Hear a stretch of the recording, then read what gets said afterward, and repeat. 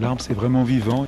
Et d'ailleurs, on le sent hein, quand on est là et qu'on touche la branche, même quand il y a un peu de vent, que la cabane bouge. C'est spécial, quoi. Je ne peux pas l'expliquer, mais en tout cas, c'est un vrai rêve.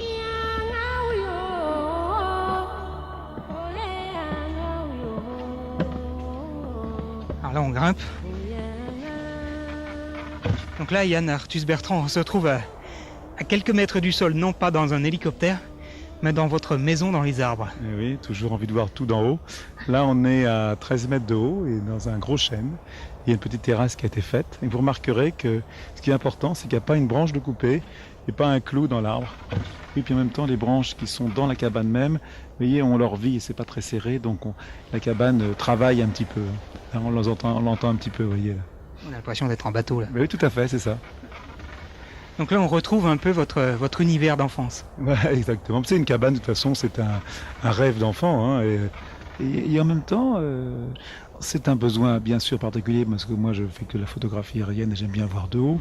Mais je pense que c'est un truc un peu d'aller au bout de ses rêves. Moi je suis quelqu'un d'abord qui va au bout de mes rêves. Mais surtout, je crois on a tous eu des cabanes dans les arbres. Je crois que tous les enfants qui ont eu la chance de vivre un petit peu à la campagne ou être en vacances ont tous fabriqué même des simili de cabanes, mais d'être en haut dans les arbres. Et aller monter dans les arbres, c'est quand même génial. Hein, de toucher une écorce et quand on monte à 15 mètres et qu'on voit une écorce qui a été touchée pratiquement par personne, jamais, quand on a l'impression un peu d'être les premiers. Et c'est quand même, je crois, il ne peut pas avoir de rêve plus infantile que celui-là. Et c'est là où je travaille un petit peu, j'écris ici, tu vois, je n'ai pas de téléphone et je me ressource un petit peu.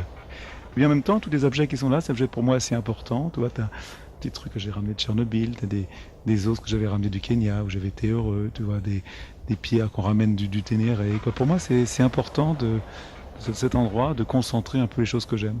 Alors ça, tu vois, les oubliés d'Annam de Giroud, magnifique, et les innommables, Yann et Conrad, génial. Voilà.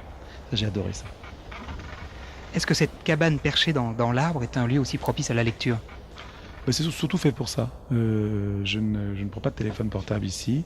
Moi qui suis un malade du téléphone, j'essaye de me déshabituer. Puis surtout, c'est un endroit où on a envie d'être seul, qu'on a envie de... Il y a l'odeur du bois, il y a le vent, il y a le petit craquement. Il y a un côté un peu bateau. Et c'est vrai que quand on est dans les ports, dans les bateaux, on entend le gling-gling tout le temps en permanence des câbles qui tapent sur les haubans. Mais l'autre jour, il y avait un écureuil qui est venu là, sur une branche tout à côté, à 3-4 mètres. Il me regardait d'un air très étonné quand même. Qu'est-ce que c'est que ce gros truc qu'on m'a construit dans mon arbre et puis vous avez une chance fantastique d'habiter en bordure de forêt. Et d'ici, l'hiver, vous avez tous les cerfs qui brament en bas du champ. Là. Vous savez, c'est une chance inouïe d'habiter dans un endroit comme ça et avoir la chance d'avoir devant sa maison une harde, une magnifique harde qui vit ici. On a un cerf qui brame là et un autre qui brame dans un champ à côté. Et ça, c'est quand même magique. Moi, je trouve ça magnifique.